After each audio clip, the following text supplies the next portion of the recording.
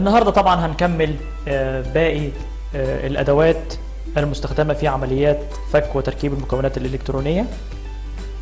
وهنستعرض دلوقتي مكون الكتروني مهم جدا وهو الايسيهات اللي حجمها كبير.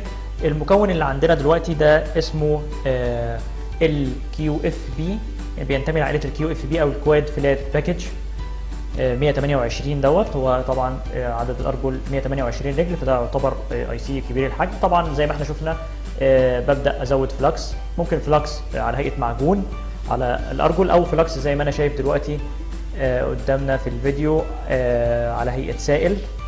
طبعا بضيفه على الاطراف الاي سي او الارجل المعدنيه اللي بتثبت الاي سي في المذر بورد. وفي معايا هنا اداه جميله جدا ومناسبه جدا للايسيهات الحجم الكبير. طبعا بيتم وضع الطرفين بتوعها، الطرفين اللي قدامي هنا اسفل وجور الاي سي من الجانبين، بحيث يبقى سهل عليا جدا ان انا لما ابدا اصهر الاسدير في فوهه الهوت اير يبقى سهل جدا عليا ان انا اطلع او افك الاي سي نفسه من غير ما يحصل تلف او انثناء لاي رجل من ارجل الاي سي. وبمرر الهيتر طبعا في حركه دائريه على الارجل، وبعدين اول ما احس ان الاي سي بدا الاسدير ينصهر اللي موجود على الارجل ببدا ارفع بالاداه دي واحطه في اي مكان قريب من المذر بورد.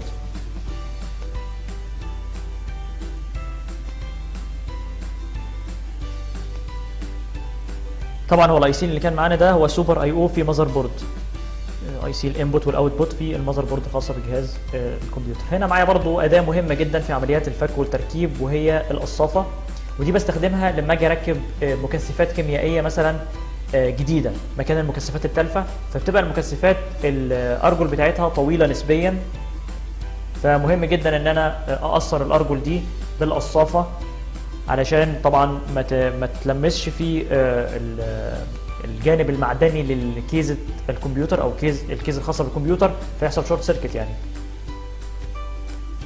خاصه بعد تركيب المذر بورد. وعندي هنا حاجه مهمه جدا برضو في عمليات الصيانه وهو المذيب العضوي، سواء كان كحول او اسيتون او تينر، وفرشه التنظيف المخصصه. دي بستخدمها طبعا لازاله اثار الفلكس او الماده المساعده في اللحام بعد عمليه اللحام.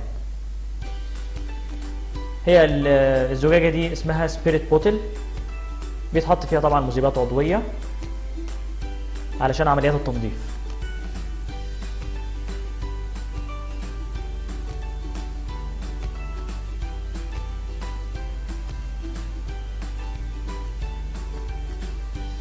دلوقتي طبعا هنتعرف على طريقه فك المنافذ، وطبعا المنافذ كلها بتبقى مثبته بطريقه الثرو هول، بمعنى ان نقط اللحام بتاعتها بتبقى على الجانب الاخر من اللوحه الالكترونيه. معانا هنا دلوقتي منفذ البي اس 2 اللي هو خاص بالكيبورد والماوس، في مذر بورد خاصه بجهاز كمبيوتر مكتبي، وزي ما احنا شايفين قدامنا في نقط لحام كتير جدا خاصه بالمنفذ، بعضها خاص بالتثبيت وبعضها نقط فعلا بتقوم بنقل اشارات. لازم طبعا احط فلكس. وهنا معايا اداه جديده بستخدمها اللي هي البنسه المعكوفه، علشان ابدا ان انا انزع البورد بعد صهر نقط اللحام بواسطه الهوت اير. طبعا زي ما احنا واخدين بالنا هنا لاسفل المذر بورد بتبقى مقلوبه على الجانب الخلفي، والهوت اير طبعا بحاول ان انا اصهر نقط اللحام، وببدا اسحب المنفذ لاسفل بواسطه البنسه المعكوفه بعد انصهار نقط اللحام. وفي طريقة تانية طبعا ان انا لازم استخدم الشفاط الاول علشان خاطر اخفف يعني كمية الاسدير اللي موجودة على نقط اللحام، فبالتالي يبقى نزع او فك البورد اسهل بكتير. وممكن استخدم الطريقة اللي احنا قلناها من شوية ان انا افك على طول بواسطة الهيتر والبنسة المعكوفة.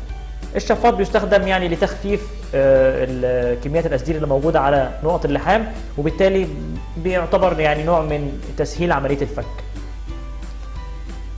بعد صهر الاسدير الموجوده على نقطه اللحام بقف عليها بالشفاط وابدا اشفط بواقي الاسدير بحيث عمليه النزع تبقى سهله، وبعدين بكمل بالهوت اير وبيبقى معايا البنسه، وزي ما احنا شفنا في الخطوه اللي فاتت ببدا انزع للاسفل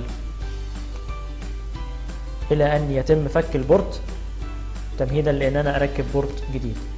وبعد ما فكيت البورت لو في اي نقطه لحام عليها بواقي اسدير يعني شبه مسدوده، طبعا دي هتعيق دخول البورت الجديد، فيستحسن ان انا بالشفاط وابدا ازيل بواقي اللحام اللي موجوده. يعني لازم اطمن ان كل العيون او الفتحات او الثقوب اللي هي مخصصه للحام تكون يعني فارغه تماما من الاسدير تمهيدا لان البورت الجديد يركب.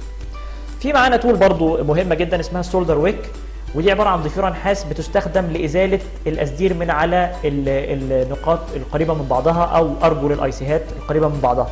انت احيانا ممكن تضطر ان انت تفك اي سي سليم من ماذر بورد او من لوحه الكترونيه عشان تنقله مكان اي سي تاني تالف.